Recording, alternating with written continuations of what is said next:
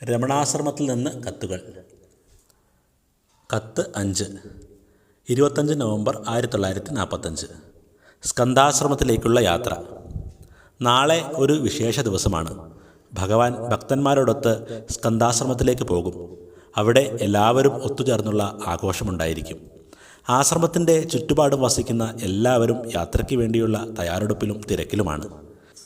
ഭഗവാൻ എന്നത്തെയും പോലെ ശാന്തനായി തിരക്കിൻ്റെ ലാഞ്ചന പോലുമില്ലാതെ പ്രസന്നമായ മുഖഭാവത്തോടെ ഇരിക്കുന്നുണ്ടായിരുന്നു.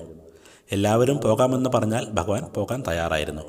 ഇനി പോകേണ്ട എന്നാണ് തീരുമാനമെങ്കിൽ അതിനും ഭഗവാന് സമ്മതമായിരുന്നു. പോകാനായി അദ്ദേഹത്തിന് എന്തെങ്കിലും പ്രത്യേക തയ്യാറെടുപ്പ് നടത്തേണ്ടതുണ്ടോ? കമണ്ഡലവും ഊന്നുവടിയും കൗപീനവും മാത്രമാണ് ഭഗവാന്റേതായ വസ്തുക്കൾ. ഒരു ഞൊടിയിൽ അതെല്ലാം എടുത്ത് അദ്ദേഹം യാത്രയ്ക്ക് തയ്യാറായിരിക്കും. ശങ്കരാചാര്യർ ഇതുപോലുള്ള ഋഷിമാരെക്കുറിച്ച് കൗപീനവന്ത ഖലു ഭാഗ്യവന്ത എന്ന് പറഞ്ഞിട്ടുണ്ട്. ഈ ആശ്രമവും ഇവിടുത്തെ പരിപാടികളുമെല്ലാം ഭഗവാന് ഒരു നാടകം പോലെയാണ്. സത്യത്തിൽ ഭഗവാന് ഇതിൻ്റെ ആവശ്യമെന്താണ്? നിസ്സീമമായ കാരുണ്യം മൂലം അദ്ദേഹം നമ്മുടെ ഇടയിൽ ജീവിക്കുന്നു, നമ്മളുമായി അടുത്തിടപഴകുന്നു. ഒരു ചെറിയ ഇച്ഛ മതി 7 കടലും കടന്ന് അദ്ദേഹത്തിന് യാത്ര ചെയ്യാൻ.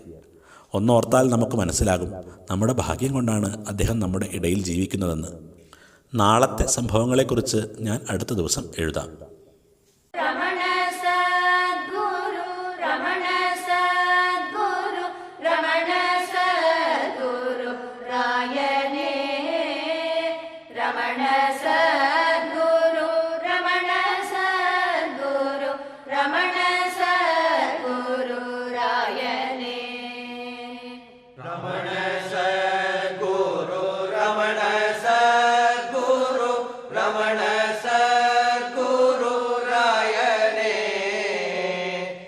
Ramana